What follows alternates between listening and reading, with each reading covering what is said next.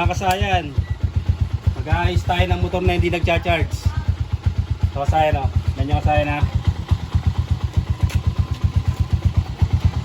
Revolution mo kasayan para makita nila. Tutok mo dun sa dito ang tutok niya na. Sige.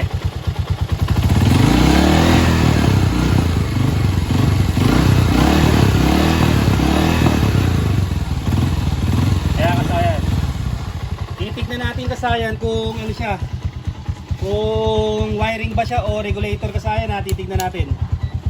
Ayan, tingnan mo. Dito wag mo na revolution. Ako lang mag-ano, tutok mo lang sa dyan para makita nila. O yan, 11.2.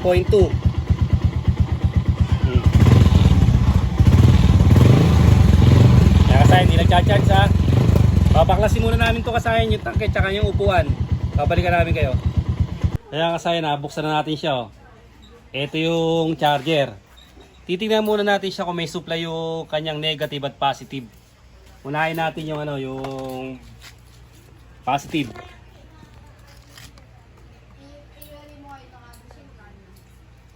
Ito yung positive niya kasayan. Nagkukulay na siya. Umido. Okay, may positive. Sunod natin yung negative. Yung paghanap ng negative kasayan, ito, hindi nyo to pwedeng pagbaliktarin na kasi LED to. LED ang mini driving light. Kuha tayo ng pantusok kung may supply ng negative.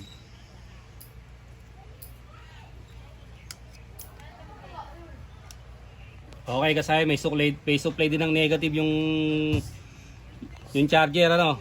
Pag muna tayo magpapalit, hindi natin baka sakaling makuha pa sa ibang ano. Tapos punta tayo sa stator dito. Pupunta tayo kasayan sa stator ha, yung kulay pink at kulay ano ba yun? Ano to? May ano, nakabunot yung ano niya. Yung kulay pink niya. Yung kulay pink, yun yung charging.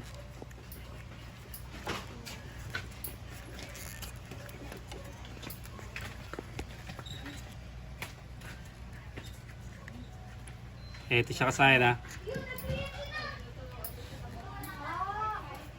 Bali naputol siya dito kasayan ha. Titignan natin baka ito lang yung naging simpleng sakit lang pala. Baka sakali.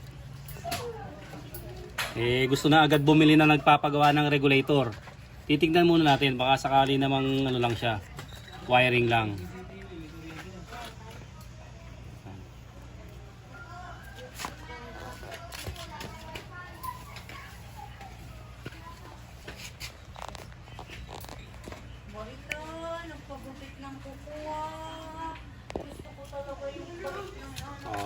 Duktungan muna natin siya kasayan ha, para malaman natin kung talagang ito ang naging sakit niya.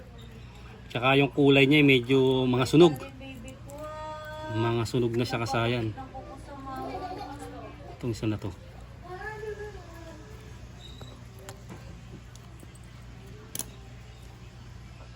Testing muna natin. Baka mamaya yan lang ang problema para yung customer natin maibil pa niya ng ibang pyesa. Tulad nito, ayan kasayan sira na oh. Pakita mo doon sa likod, sa harapan. So yan papalitan, kaya lang titingnan daw niya muna.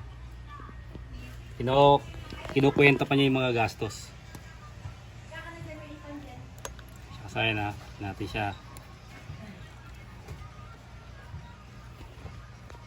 Baka ito lang naman ang sakit.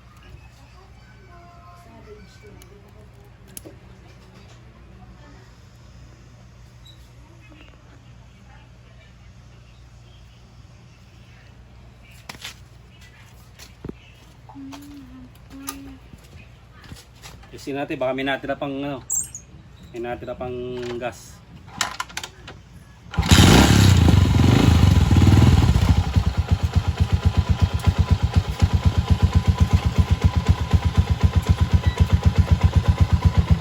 Basahin lagyan natin sa DC yan, DC 20.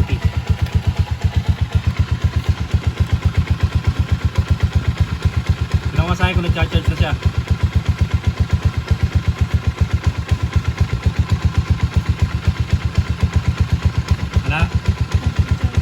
13. O yan siya kasayan o.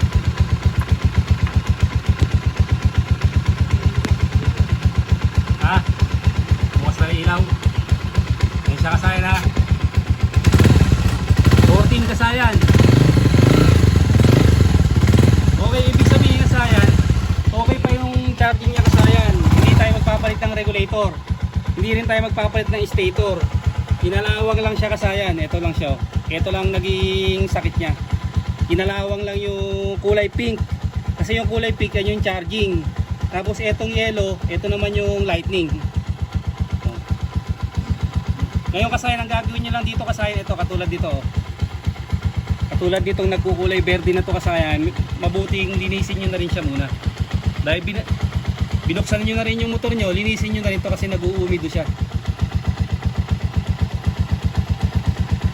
Nagkukulay green. Pag wala kayong ano kasayan, ayun, sunog kasayan yung dalawa. Linisin nyo lang siya ng ano, pag wala kayo penetrating oil, gasolina lang kasayan, lilinisin nyo lang yan para maganda yung charging niya. Tapos ito, check nyo na rin yung mga wire dito sa stator para kung meron kayong iwa-wire pa na iba.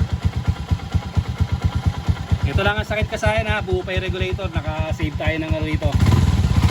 Naka-save tayo ng gastos dito sa magpapagawa para mabili niya ng ibang parts katulad ng taillight. Hanggang dito na lang mga kasayan. Salamat sa panunod.